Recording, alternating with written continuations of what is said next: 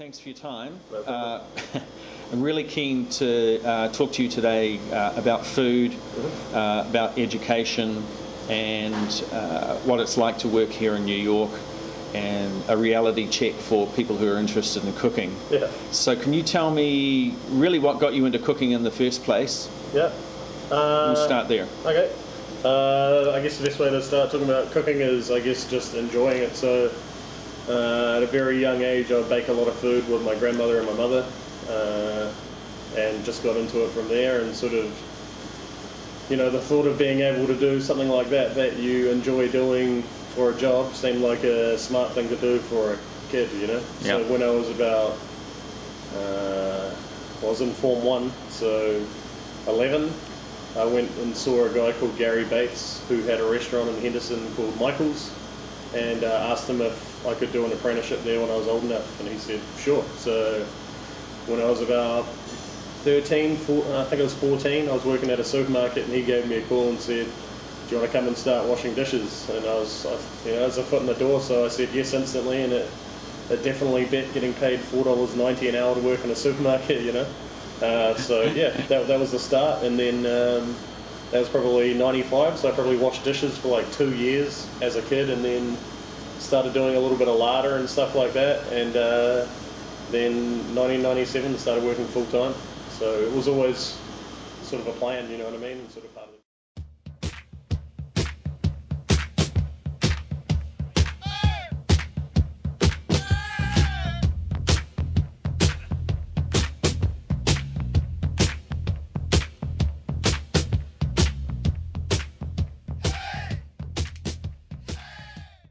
There are a couple of cooking schools in Auckland, and what was the catalyst to get you into where you trained and did your training? I went to what used to be called AIT, so AUT, and I went there because the year that I went there was the year they opened that cooking school. So it had something called induction burners that no one had heard of, that boiled water and you could touch the element and stuff, you know. Right.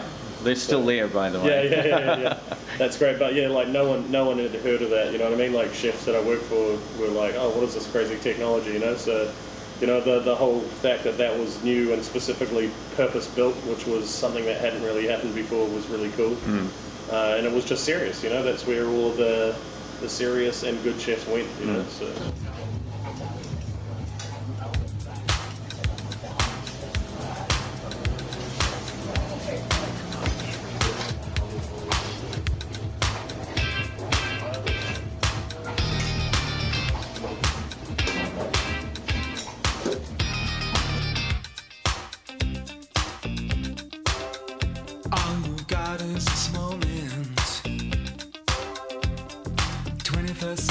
Yesterday,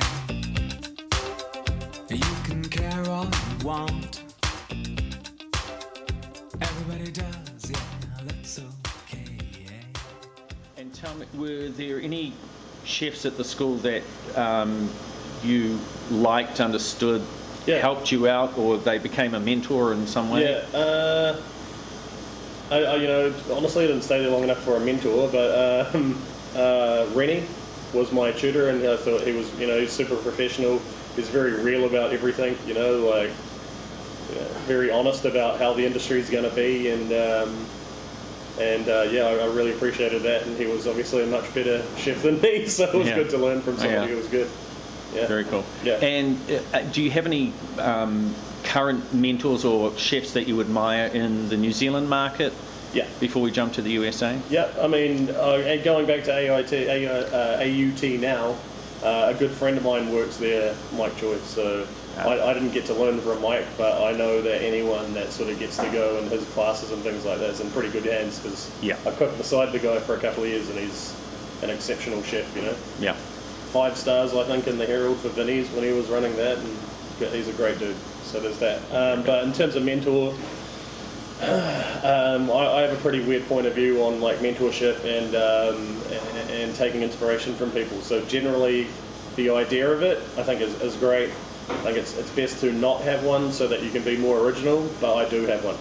So and the only mentor I've had through my career is Mike Meredith, who's in New Zealand now. So I look at him as a mentor figure for sort of my career because his philosophies towards food, his work ethic, and the way that he works with the team, for me, that's something that I took a lot from and inspired me. Do you know what I mean? Whereas I work for a lot of other chefs, and a lot of times it's good to learn from mistakes.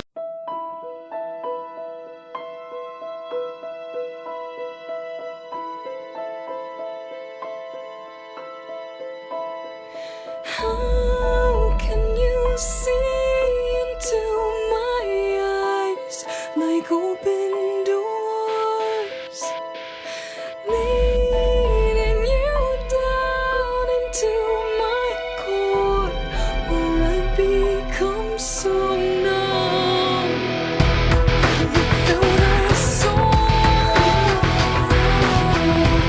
My spirit sleeping somewhere cold until you find it there and leave it. Raining a little bit in it. Oh my goodness, yeah. So what normally goes on here? So usually each one of these boxes are planted with different things. So over the summer, this box was planted with, what did this one have in it? Basil. So I had bush basil, Thai basil, standard basil, and Genoese basil. And what's this here? That's just kale. Just kale, Red regular kale, old yeah, kale. we fry that sometimes for the duck, but it's mostly ornamental. And then this box here, I had mints. I had chocolate mint, black mint, spearmint, regular mint, and raspberry mint. Okay. Parsleys, a lot of different stuff. Chervil, Yeah. nasturtiums. Now we've got rosemaries, some dying ferns. And what about barbecue? I usually use this as a smoker. So I'll set up stuff that smokes on the bottom for proteins, or I had a really good corn dish where I made a corn custard, and then I kept the corn husks, the cob, and I made a shrub from that, the smoked corn shrub. Oh, wow. And like a couple of cocktails, that was really good. This right now I'm doing pork, so a lot of the times I'll just have that smoking away, and I'll strip something from the garden and put it in there, so that smokes also to give it a little bit of a herbaceous flavour. If you want to give that a sniff, but it's a little bit nicer than just straight wood. Smells good. Yeah.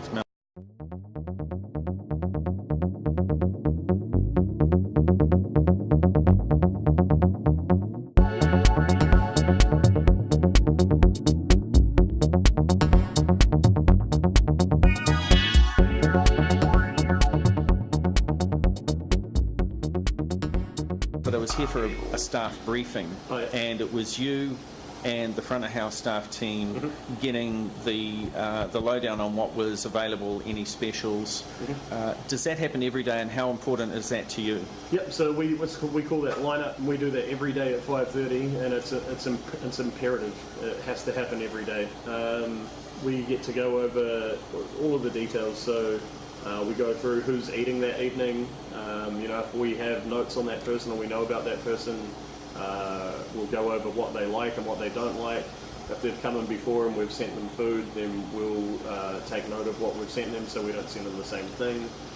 So there's that stuff, and then there's the easier things where I'll go over like quiz the weight stuff. So like I was saying about having professionals, each one of those people have to know where each protein comes from. So I'll say, where does the quail come from? Where does the chicken come from? Where is the venison coming from? What's other sort of questions I'll ask them? To say, where does the flour come from? How is it ethically raised? They need to know all these things. So if anybody asks them, they can answer it. You know what I mean? Yeah. Not, hang on, let me get someone who knows. So educated service is a big thing, and that's why we do that every day. Also, I really want to exceed people's expectations, so I'm constantly thinking every day, what's something else we can do a little bit extra to please our guests, because ultimately your only goal is to make people happy, So at that lineup's where I get to address those things. So the last thing we added was when we give people the check, we'll ask them if they'd like us to call them a cart.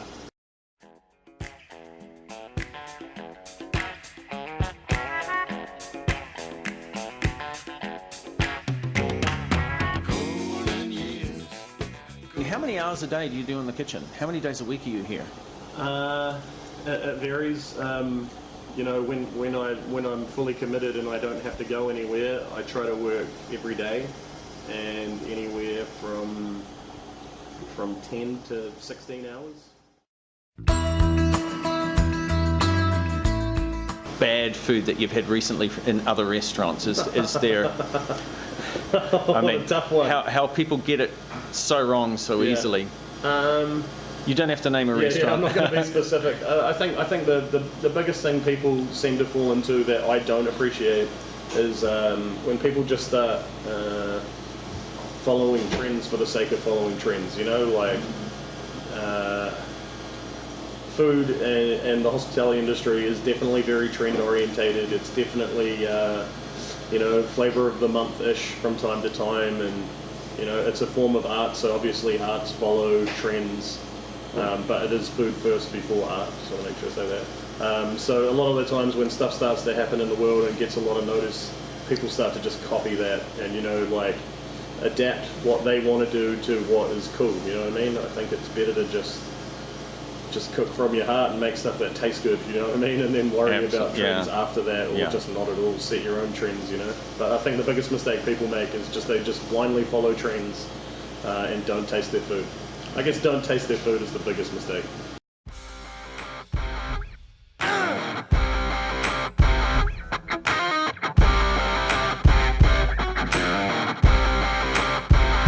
American woman, stay away from me.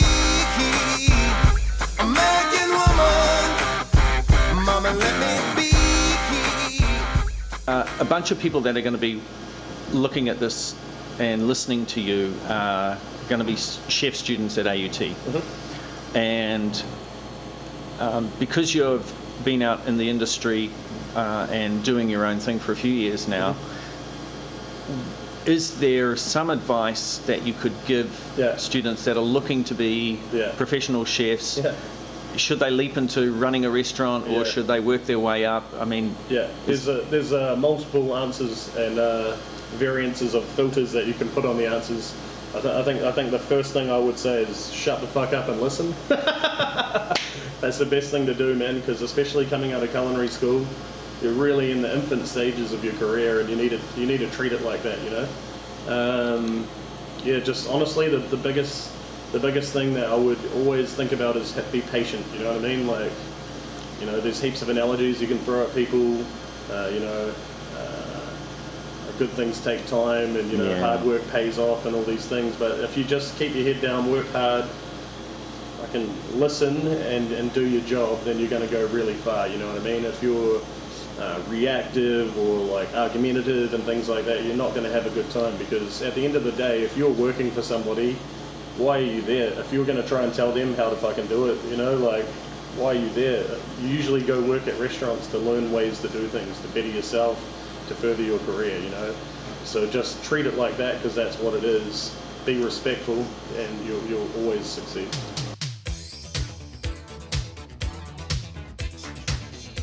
There's a saying out there in the industry, you're only as good as the team that you surround yourself with. Do you believe in that? Yeah. And secondly, how important is it in terms of, say, the front of house and the wine program to have a sommelier on the floor? Yeah. So first part of the question, yes, I absolutely believe in that, because if you have weak links in your team, then that brings the whole team down. And if you have a bad team, then well, let's face it, you're look at the New Zealand cricket team. You know what I mean? That's the best example of it. And in terms of having a som, I mean, my answer to that is of course, because you want to surround yourself with professionals. You know what I mean? And if you don't have professionals, then you can't deliver a professional product. So we're lucky enough to work with Cameron Douglas, the master som, and then also Aaron, so that there's people here every day. So if you come in and you say, hey, I would like to drink a biodynamic wine, you can, this wine is biodynamic, this wine, this for this reason, this is going with what you eat. Whereas if you just have a standard person that does not know their stuff, then you can't tailor that person's experience, you know what I mean, to be exceptional or even good.